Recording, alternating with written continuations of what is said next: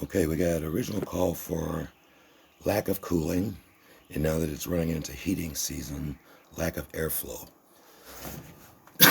This isn't traditional here, how this is set up. So we got the filter access in the rear because of space restraint in the front. All right, let's get that filter out, check it.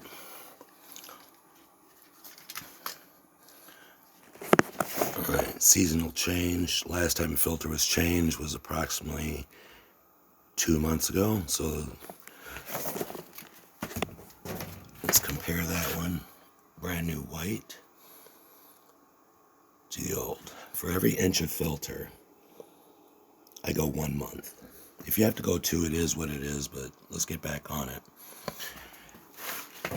And then once I pulled that filter out, I got to examining the condition of the furnace. Voila.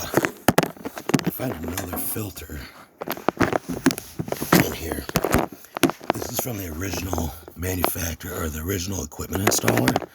They stored this filter in here coming from their shop, and it's kind of fragile, so they stored it in here so it wouldn't get bent up, right? So let's pull this guy out and look at the condition of this. All right, this filter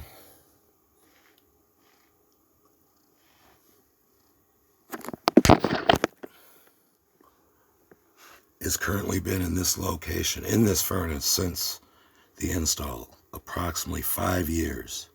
See how built up this is, right? So it's totally by a mistake and no oversight of the furnace installer.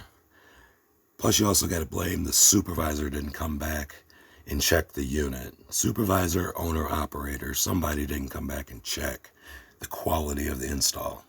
So after that, I was wondering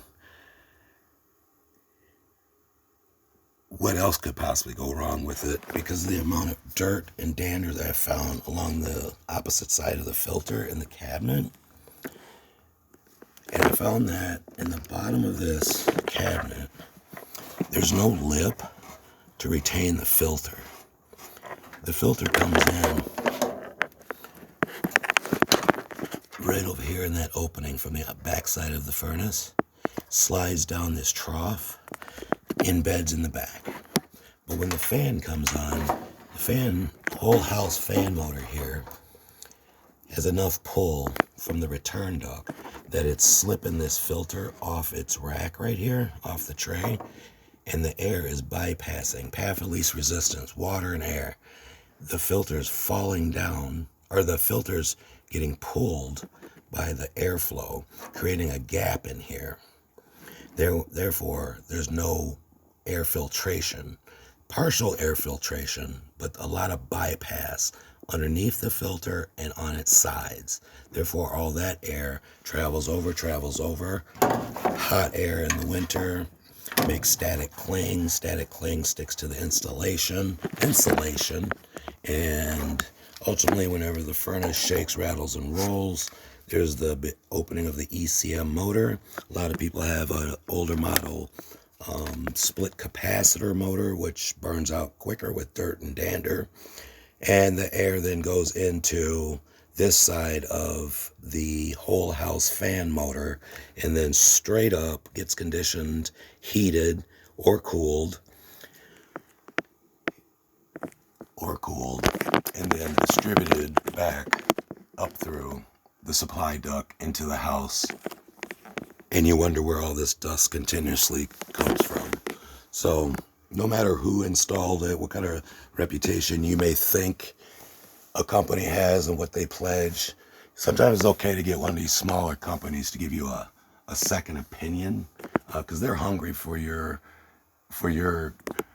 appreciation, your customer base, and they're full of knowledge. They're full of fresh knowledge. So give a smaller company a try, and you won't be disappointed. Willie's Heating and Cooling, HVAC for heating season 2023.